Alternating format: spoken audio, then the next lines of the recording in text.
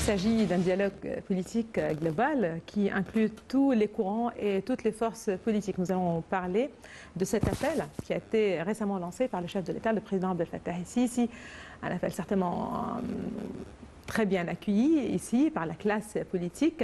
Et aussi on parle en fait d'un dialogue qui doit aussi donner une bonne place à la jeunesse. Nous avons donc le plaisir, pour vous parler de ceci, d'avoir avec nous ce soir sur le plateau de Nal International, le docteur Cherif Amir. Bonsoir, vous êtes spécialiste, vous êtes professeur de relations internationales.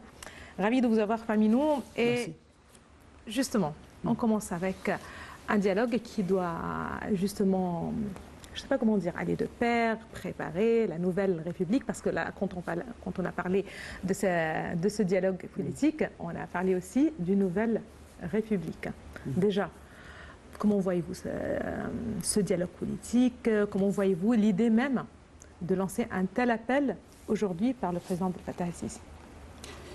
Bien évidemment, il faut comprendre que nous ne sommes pas isolés du monde entier. Alors, bien sûr, le contexte international a quand même une influence sur les prises de décision intérieures. Et lorsque le président ici a fait cette initiative, bien sûr, il voit aussi ce qui se passe autour de nous, ce qui se passe sur la scène internationale. Alors d'abord, on a besoin d'une unité nationale, parce qu'on voit que la crise économique va frapper, ou a déjà frappé le monde entier. Alors, si les pays ne sont pas soudés, à l'intérieur, il y aura des crises. Nous voyons maintenant déjà en Europe, en Occident, des fractures, et aussi aux États-Unis, entre la sphère politique et les populations, qui accusent par exemple la Russie de leur crise économique, mais la population n'est pas convaincue. Alors, s'il n'y a pas un dialogue, il y aura une crise après à l'intérieur de chaque pays. Alors c'est une façon de dire aux gens, aux citoyens égyptiens, écoutez, et c'est l'habitude du président ici de nous dire la franchise, c'est qu'il faut commencer à s'entendre, à dialoguer, parce qu'il y a déjà des problèmes et il y aura des problèmes. Et s'il n'y aura pas ce dialogue, il y aura une fracture. Les médias, ce ne sera pas suffisant. On sait tous que les réseaux sociaux y jouent, on prépare c'est-à-dire des rôles néfastes un petit peu. Alors il faut être très prudent et comprendre que la situation qui va venir nécessite une union nationale. Très bien, lorsque vous avez commencé, justement vous aviez dit que nous, ici en Égypte, on n'est pas séparés du monde. J'ai cru que vous allez parler d'un point de vue politique, parce que là, vous avez parlé de l'importance justement d'une unité sociale. Vous avez parlé apparemment d'un moment très critique pour l'humanité, pour le monde entier. Et là, apparemment, on ne parle pas politique, on parle de l'impact de l'économie sur la politique, parce que justement, cette guerre politique entre la Russie et l'Ukraine a eu des répercussions très importantes sur l'économie mondiale, sur l'économie de chaque pays à part aussi. Là, vous dites que c'est un moment très important de parler politique, justement à cause ou comme résultat, comme conséquence justement de la crise économique. Encore une fois, on parle de l'économie et de la politique qui sont étroitement liées.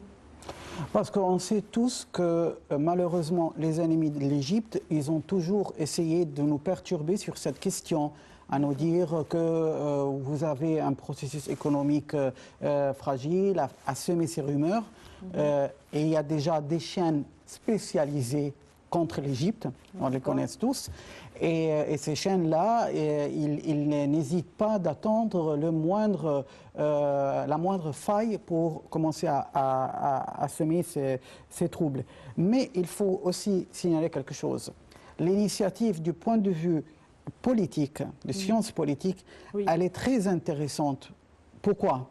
Parce que le timing, c'est-à-dire c'est le moment où s'il y a quelqu'un qui a une idée à traverser cette crise qui va venir partout, pourquoi pas, il ne se présente pas pour nous parler. il faut des intellectuels. Qui dit un dialogue, dit interlocuteur. Alors les interlocuteurs, c'est-à-dire des partenaires qui ont des visions, et comme le président le disait dès son premier jour au mandat, c'est que si quelqu'un a une proposition constructive et non pas juste une opposition pour dire non, ça est toujours acceptable. Et c'est là le moment. On n'a pas besoin des gens qui vont venir nous dire bah, on critique. Alors, critiquez. Les problèmes que nous avons, les États-Unis, ils ont maintenant. Et l'Europe et l'Espagne, c'est-à-dire l'Espagne et la France, l'Allemagne, tout le monde passe par ces problèmes. Alors, si quelqu'un trouve qu'il a un rôle dans le dialogue international, pourquoi pas il se présente, il commence ce dialogue. Alors, je trouve que c'est le moment de filtrer entre ceux qui veulent dire non pour juste dire non et ceux qui ont dit écoutez, il y a d'autres alternatives, alors là, on peut les écouter. Très bien. Vous dites filtrer, justement, c'est-à-dire qui veut s'exprimer pour faire avancer les choses, pour faire avancer l'État, et qui est là, justement, pour faire seulement le show, comme on le dit peut-être. Là, il faut revenir justement à ce qu'a précisé le chef de l'État. Il était très clair en lançant justement cette initiative. Il a parlé d'une initiative qui doit inclure toutes les forces politiques, toutes les classes politiques, tous les courants. Est-ce que là, encore une fois, sans exception, voilà, est-ce qu'encore une fois, on parle justement de sans exception vraiment, c'est-à-dire quelles sont les forces aussi les plus importantes, selon vous, les forces politiques les plus importantes dans la société aujourd'hui? Comme on vient de dire, filtrer, c'est-à-dire on va filtrer d'abord les groupes terroristes. Très bien. Alors les groupes terroristes, on ne négocie pas avec les terroristes. Parce que le terrorisme, ce n'est pas politique, exactement, tout simplement. Exactement. Voilà. Et on voit, nous avons des martyrs jusqu'à il y a quelques semaines, une semaine, sur notre territoire, des martyrs de notre armée. Alors je crois que les forces qui sont derrière et qui ont pris, je veux dire, un visage politique, non, on sait qu'ils sont des groupes terroristes, ils ont des groupes paramilitaires, ils veulent saboter la vie politique en Égypte, ils les ont fait. Alors, ces groupes qui sont catégorisés, ils sont mis dans la catégorie des groupes terroristes, c'est hors de question, ce n'est pas une décision du président, mais c'est une décision du peuple égyptien qui ne veut plus de ces gens-là et qui refusent de les accepter parce qu'ils ont le sang, les mains tachées avec le sang de nos martyrs. Et il faut ajouter quelque chose de très important. Je crois que ces groupes qui sont maintenant isolés, il faut dire qu'ils ont eu la chance à s'exprimer en 2013. Justement. Et ils ont détruit le pays. Ils ont détruit tout le pays. Et on a dû reconstruire tout de zéro. Alors, je crois qu'ils ont fait preuve de sabotage, preuve d'inexpérience, d'agressivité, de fracture entre la population en Égypte. Alors maintenant, c'est l'unité nationale. Si eux, ils vont venir, parce qu'on va entendre bientôt des voix à l'Occident qui vont nous dire qu'il faut inclure ces groupes, alors que nous avons pris une décision populaire, je répète, ce n'est pas gouvernemental, mais populaire. C'est le peuple égyptien qui ne veut plus de ces gens.